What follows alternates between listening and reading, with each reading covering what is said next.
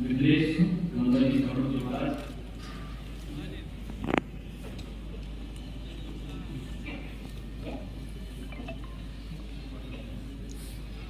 जिनके विशिष्ट प्रबोधन को अभी यहाँ पर आप सबने सुना है। जीवी पंत सोशल साइंस इंस्टीट्यूट के डायरेक्टर,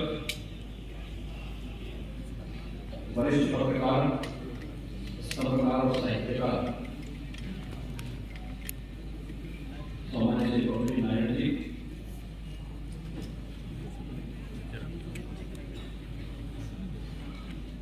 दैनिक जागरण के स्थानीय संपादक मोहन जी, राष्ट्रीय सहारा के स्थानीय संपादक सिद्धि त्रिवेदी जी, दैनिक हिंदुस्तान के स्थानीय संपादक श्री राकेश पाल जी, पत्रकार समिति गोरखपुर के अध्यक्ष अरविंद राय जी, उपाध्यक्ष श्री राजेंद्र त्रिपाठी जी, महामंत्री श्री कमलेश सिंह जी, प्रेम राजा जी, आज के इस कार्यक्रम में विशिष्ट उपस्थिति जिन महानुभावों की है, प्रदेश सरकार में हमारे सहयोगी मंत्री डॉक्टर संजय निषाद जी, भारतीय जनता पार्टी के क्षेत्रीय अध्यक्ष और विधान परिषद के सदस्य डॉक्टर धर्मेंद्र सिंह जी, माननीय विधायक श्री राजेश त्रिपाठी जी, विपिन सिंह जी, महेंद्रपाल सिंह जी, सर्वमणि जी, गोरखपुर के हमारे सभी मीडिया से जुड़े हुए प्रतिनिधिगण और उपस्थित भाइयों बहनों, मैं आभारी हूँ पत्रकार समिति गोरखपुर का, इन्होंने एक ज्वलंत मुद्दे को लेकर के मीडिया की क्या भूमिका होनी चाहिए इस विषय से संबंधित इस संगोष्ठी का आयोजन भगवान सूर्य के उत्तरायण में जाने के तत्काल बाद आयोजित किया है। और मेरा मानना है कि एक सकारात्मक दृष्टिकोण से आयोजित की गई इस संगोष्ठी के परिणाम भी उतने ही सकारात्मक होने वाले हैं, क्योंकि पत्रकारिता को हम लोगों ने लोगों में देखा है। शासन प्रशासन देश और दुनिया के अंदर क्या कुछ हो रहा है, वह एक दिव्य दृष्टि आप लोगों को देते हैं। लेकिन मीडिया ने विगत 2 दशक के अंदर स्वयं भी बदलते हुए प्रदेश को देखा है और बदलती भी परिदृश्य के स्वयं ही साक्षी रहे हैं। आज से 20 वर्ष पहले तक प्रिंट मीडिया और अखबार जब लोगों तक पहुंचते थे या फिर बहुत होता था तो आकाशवाणी दूरदर्शन से संबंधित शासन की योजनाओं की और शासन से जुड़े हुए समाचार और कुछ अन्य जलत मुद्दे जनता तक पहुंच पाते थे। लेकिन विस्तृत जानकारी के लिए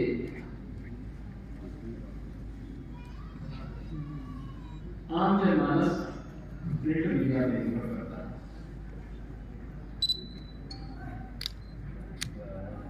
पिछले 20-22 वर्ष के दौरान आपने देखा होगा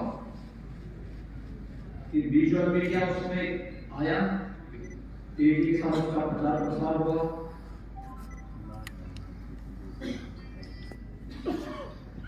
इधर विजुअल मीडिया के अनेक संस्करण आ रहे थे कि सोशल मीडिया में भी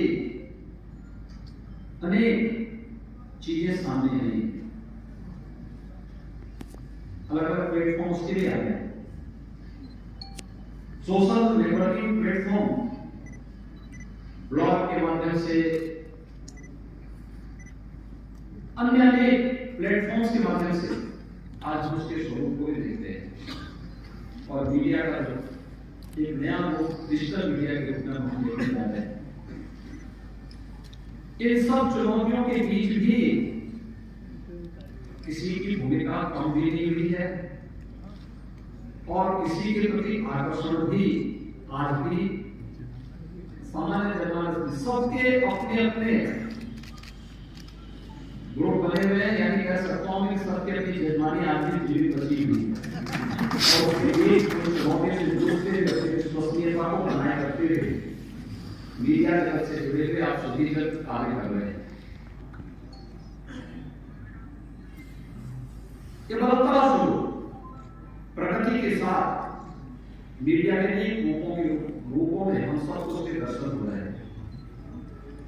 लोग उसके साथ जुड़ भी रहे हैं, उसका आनंद भी ले रहे हैं, उसका उपयोग भी कर रहे हैं और उसका उपयोग भी हर स्तर पर हो रहा है। अपने अनुसार हर व्यक्ति उसकी व्याख्या करता है, अलग अलग तरीके से उसको उसकी विवेचना भी करता है।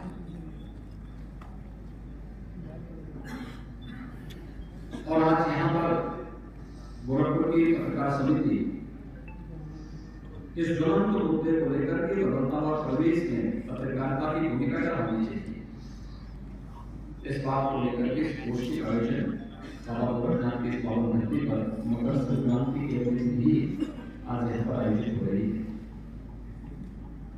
पत्रकार समिति ने 2 वर्ष पहले एक बहुत सार्थक पहल की थी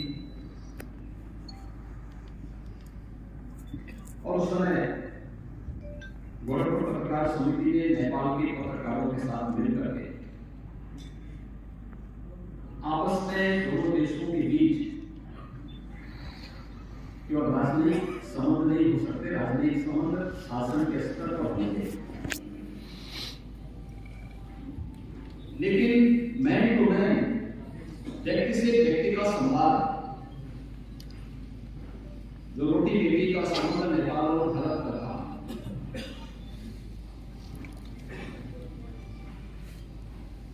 दो शरीर मिलने का और जो एक भाव था, इस भाव के साथ जुड़ते हुए प्रारंभ किया था। मैंने देखा था उस समय गोरखपुर में भी और लखनऊ में नेपाल से जुड़ा हुआ मीडिया के ग्रुप मेरे पास से आया था। उन्होंने गोरखपुर पत्रकार समिति के इस कार्यक्रम की अत्यंत सराहना की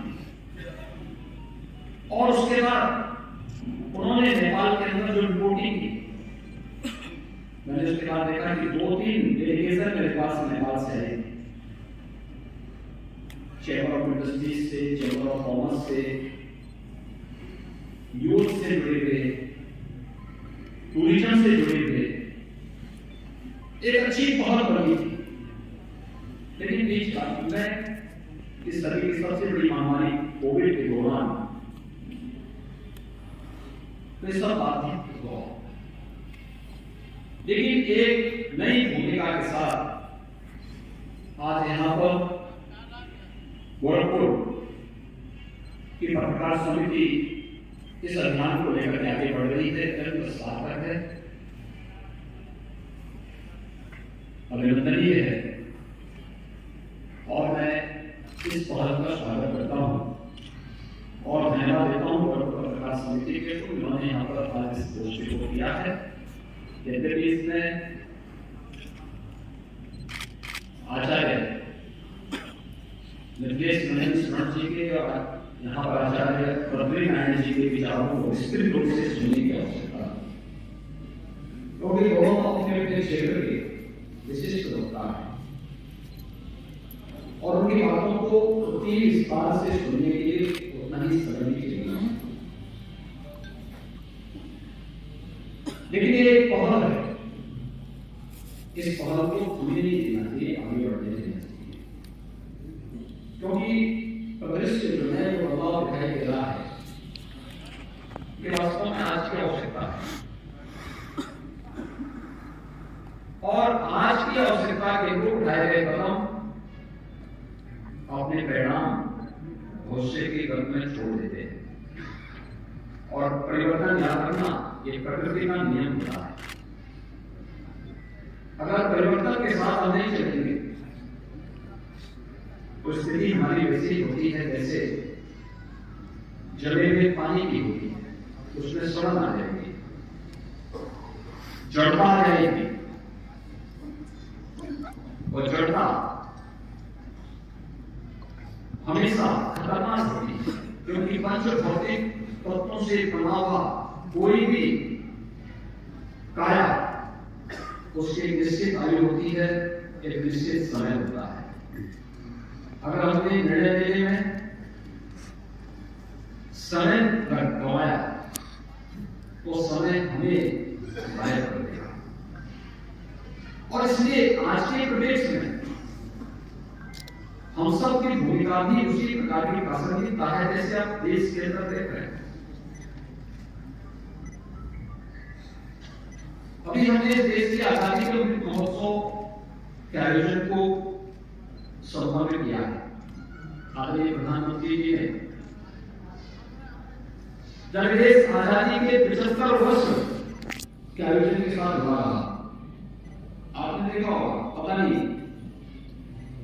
1947 में जब देश आजाद हुआ, देश में खुशी थी, लेकिन विभाजन का अनुभव नहीं था। 1947 में भारत के मान शान का प्रतीक तिरंगा हर घर पर लहराया था कि नहीं लहराया था हम नहीं कह सकते, लेकिन देश जब अपनी आजादी का अमृत महोत्सव मना रहा था, प्रधानमंत्री मोदी जी ने हर घर तिरंगा के माध्यम से हर परिवार को आजादी के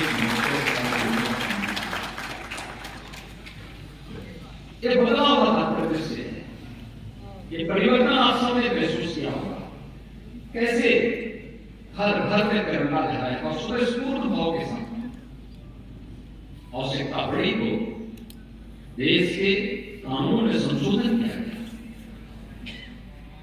लेकिन हर व्यक्ति को अपने राष्ट्रीय प्रतीक को अपने घर के ऊपर बनाने की पूरी स्वतंत्रता दी गई। बड़ी हवेली से लेकर एक झोपड़ी तक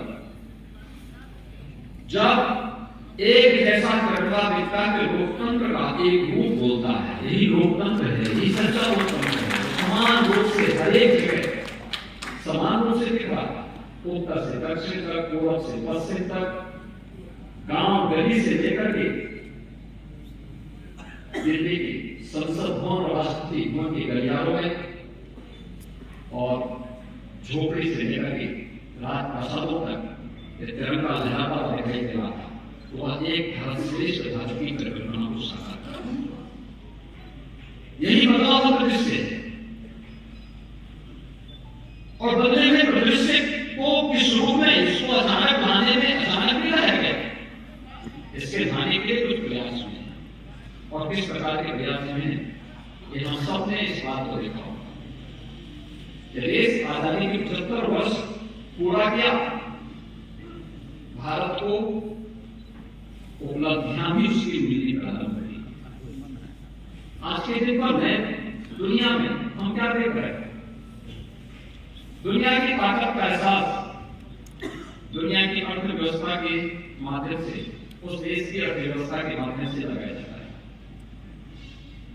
आज भारत दुनिया के अंदर सबसे तेजी से उभरती अर्थव्यवस्था है, सबसे तेजी के साथ उभरती अर्थव्यवस्था है। ये भारत की ताकत है, नए भारत की ताकत है। 8 वर्ष में प्रधानमंत्री मोदी जी के नेतृत्व में जो निर्णय लिए गए, जो रिफॉर्म किए गए, जो प्रयास किए गए, भारत को परसेप्शन बदला गया, भारत के बारे में आम नागरिकों को और दुनिया के सामने भारत के बारे में जो धारणा थी उसके बारे में दुनिया को बताया गया। अब उसका परिणाम क्या है? हर व्यक्ति आज इसको सोचने की मजबूर हुआ है कि नहीं, भारत के बारे में लोगों की सोच बदली है, भारत के बारे में लोगों की धारणाएं बदली है, भारत को लोग अच्छी दृष्टि देखने लग गए हैं, भारत दुनिया का नेतृत्व कर सकता है, आज दिखाई दे रहा है। और संतोष से वह आप ही क्या है? आजादी का अमृत महोत्सव का आयोजन अभी चल रहा है। भारत दुनिया की उस ब्रिटेन को प्रचार करके, जिस ब्रिटेन ने भारत पर 200 वर्षों का शासन किया, उस ब्रिटेन को प्रचार करके दुनिया की 5वीं बड़ी अर्थव्यवस्था। और नहीं, दुनिया के उन 20 बड़े देशों को जिन्हें G20 के रूप में जाना जाता है। G20 के देश जिनमें दुनिया की आबादी का 60% आबादी निवास करती है। वे 20 देश जिनका दुनिया के 75% ट्रेड पर अधिकार है। ये वे 20 देश हैं जिनका दुनिया की 85% जीडीपी पर अधिकार है। ये वही 20 देश हैं जिनका दुनिया के 90% पेटेंट पर अधिकार है। उन 20 देशों का G20 के देशों का नेतृत्व अगले वर्ष तक प्रधानमंत्री मोदी जी के हाथों में है। और इस अवसर पर भारत को आयोजित करने का अवसर प्राप्त हुआ है। दुनिया आएगा तेल के लिए, डीजल के लिए, टेक्नोलॉजी के लिए भारत को एक नए मंच के रूप में देखने को मिल रहा है। अवसर मिलेंगे। उत्तर प्रदेश के अंदर भी 11 आयोजन है। उन आयोजनों के साथ उत्तर प्रदेश भी जुड़ रहा है। ये नया भारत, और इस नए भारत के साथ जुड़ने के लिए लोकतंत्र के हस्ताओं को, जब पूरा भारत एक स्वर में बोलता है, 140 करोड़ की आबादी का भारत एक स्वर में बोलता है, दुनिया के अंदर 140 करोड़ की आबादी है। जो लोग हमें बांटना चाहते हैं, जो लोग हमारे बारे में गलत धारणाएं पैदा करते हैं, जो हमें जाति, मत, मजहब, क्षेत्र, भाषा और तमाम विवादों में बांटते थे, फिर फेल हो जाए। कोरोना महामारी के दौरान उनके सभी आंकड़े ध्वस्त हो गए। वे अपने देश को एक नहीं कर पाए, लेकिन भारत, मोदी ने कहा ताली पीटो, प्रदेश एक साथ ताली पीटा, 40 करोड़ का भारत एक साथ ताली पीटा। मोदी ने कहा लॉकडाउन होगा, हर व्यक्ति लॉकडाउन के साथ जुड़ा। मोदी जी ने कहा कि जान है जहान है, तो लोग इस मंत्र को अंगीकार करते हुए अपने घरों में बंद हुए।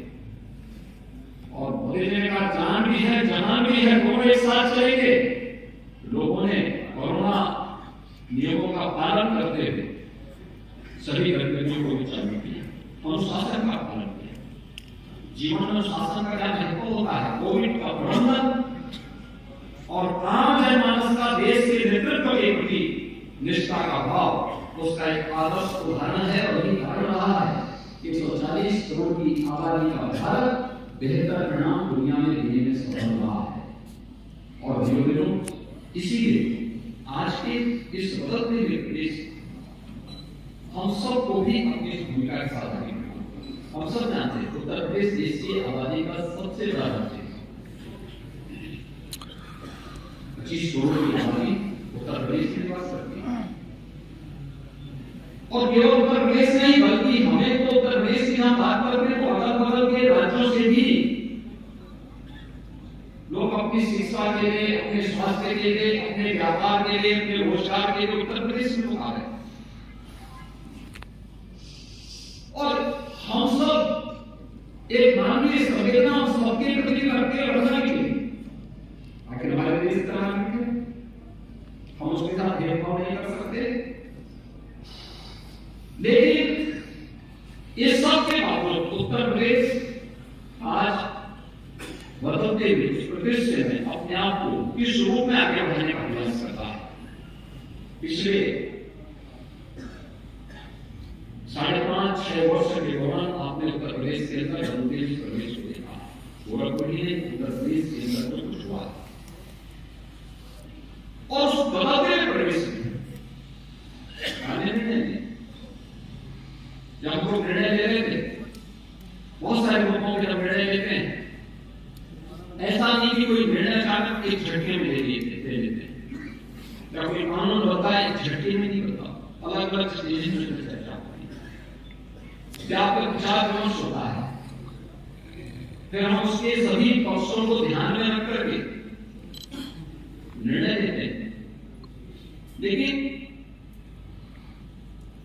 पब्लिक डोमेन में बहुत सारी चीजें नहीं डाली जाती, नहीं आ पाती, या हो सकता है लोग संज्ञान नहीं दे पाते।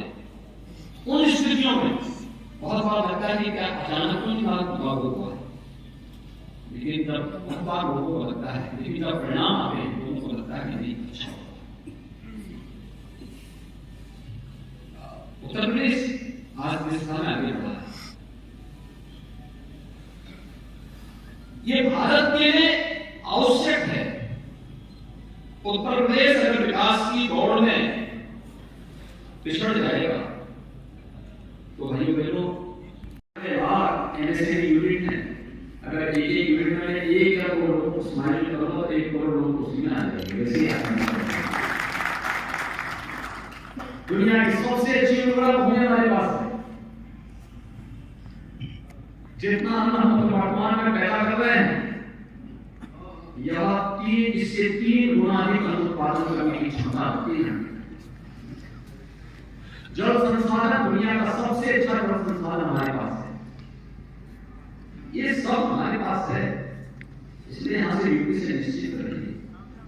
यूपी में आपने देखा होगा बहुत सारे राज्यों ने अपने प्रवासी कामगार श्रमिकों को वहां निष्कासित कर दिया।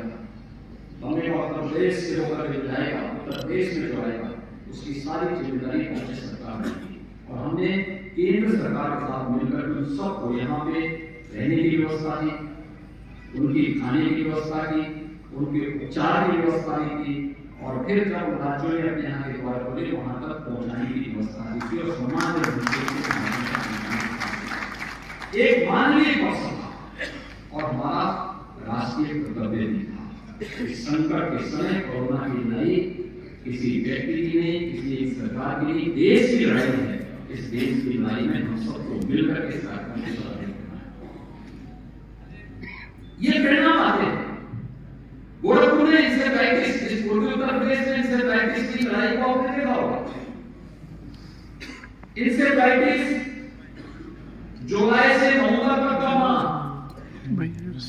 यहाँ पे बहुत सारे क्षेत्रों में है और मौसम के लिए जाना जाता है।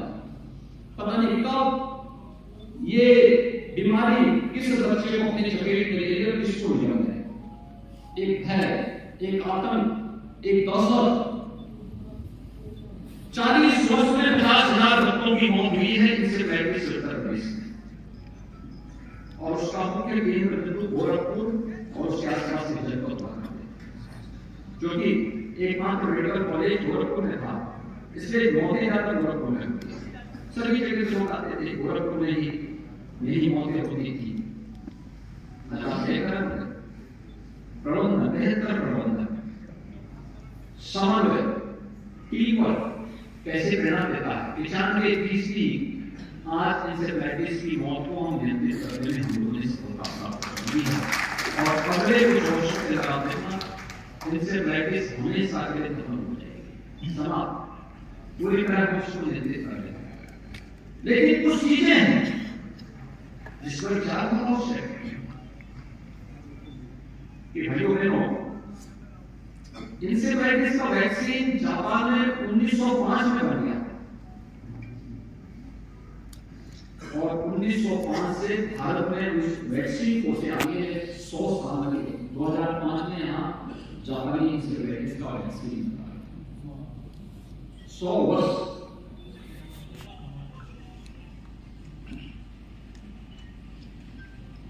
लेकिन कोरोना कालखंड में बीमारी नहीं थी, नई बीमारी थी। भारत ने मात्र 9 महीने के अंदर दुनिया के सर्वश्रेष्ठ वैक्सीन लीडरशिप ये दुनिया के अंदर सबसे अच्छा वैक्सीनेशन का ड्राइव भारत में अंदर चला। हर एक व्यक्ति को 2 डोज तो लगी, लेकिन साथ साथ प्रिकॉशन डोज भी फ्री में लगभग 30% से अधिक लोगों को लग चुकी है। अभियान चल रहा है, बड़े पैमाने पर कार्यक्रम ऑर्गेनाइज कर रहे हैं। और इसीलिए आज के अवसर पर उत्तर प्रदेश के प्रत्येक में जब बात कर रहे हैं, हमें इन बातों को सोचना होगा कि हमारी भूमिका केवल आलोचना तक ही या प्रचार परिणाम भी उसी प्रकार सामने आते हैं। और इस सिस्टम को चलाए रखने में केवल शासन की भूमिका नहीं, केवल जनप्रतिनिधियों की भूमिका नहीं, केवल प्रशासन की भूमिका नहीं। जैसे मीडिया भी इसमें सकारात्मक रिपोर्टिंग करता है और सकारात्मक रिपोर्टिंग का कॉमन मैन के पास आराम से मानस के पास आता है। मेरा प्रयास नहीं है, मैं बोलूंगा 100, 50, 200 लोगों के बीच में बोलूंगा, जनप्रतिनिधि 25, 50, 100, 200 लोगों के बीच में बोल पाएगा, लेकिन उनकी बात को लाखों करोड़ों लोगों तक पहुंचाने का सशक्त माध्यम तो मीडिया है। मीडिया के अलग रूप है, वही उसको वहां तक पहुंचाएगा। और अगर आप सकारात्मक दृष्टि से पहुंचाएंगे तो लोग सकारात्मक दृष्टि से ही उसको लेंगे, नकारात्मक रूप से पहुंचाएंगे तो लोगों की दृष्टि भी नकारात्मक होगी। और ये जो सफलता की नहीं कहानी, ये उसी सकारात्मक दृष्टिकोण का है जो रिपोर्टिंग आपके माध्यम से उन लोगों तक पहुंचती है। उसको पढ़कर आप मुझे बताइए, मकर संक्रांति मेले के लिए या फिर प्रयागराज में कुंभ के आयोजन के लिए या मेला में प्रयागराज मेला के लिए किसी को आमंत्रण होता है क्या? नहीं, कोई आमंत्रण नहीं होता। स्वतःस्फूर्त भाव के साथ लोग जाते हैं। एक बार कुंभ मेले में मालवीय जी में कुछ विदेशी दूतावास से जुड़े हुए अधिकारियों को बुलाया, राजनयिकों को बुलाया। लोग देखे इतनी बड़ी भीड़, उन्होंने कहा इतने बड़े लोगों को आमंत्रण करने में कितना खर्च होता है। उन्होंने कहा कि हमारे देश का बहुत है। उस समय उन्होंने कहा कि एक चवन्नी खर्च होता है। कहा चवन्नी का क्या करते हैं? कहा कि वो कुछ नहीं करता है, एक चवन्नी से उस समय पंचांग आता था, तो साल भर के त्योहार को ये पंचांग अपने घर में रख लेता है और उस पंचांग दमतोड़ा, टीटी जेट के नाते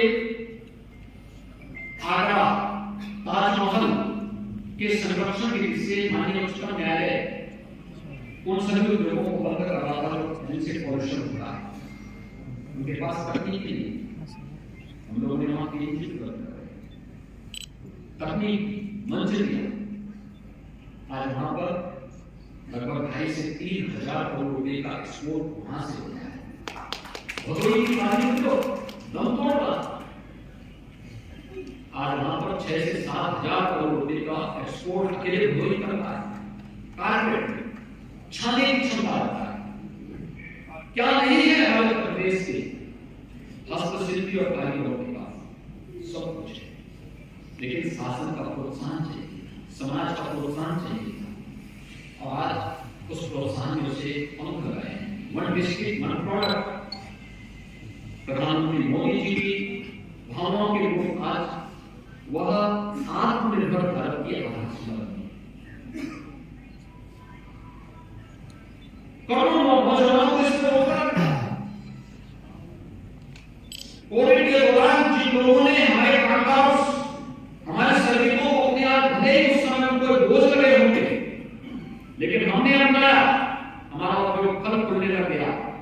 लेकिन जैसे ये वापस आए, उन राज्यों के उद्योग बंद हो गए और उनको बाहर लगानी पड़ी, गाड़ी भेजनी पड़ी, साहब इनको भेज दीजिए, थोड़ा हमारे यहाँ काम करना दिक्कत हो जाए। हमने कहा यहाँ काम कर ही रहे, वो काम कर रहे। वह एक दृष्टिकोण अलग नहीं होता। हम भी बोल रहे थे कि साहब हम क्यों इनको लें, जिम्मेदारी से मूवमेंट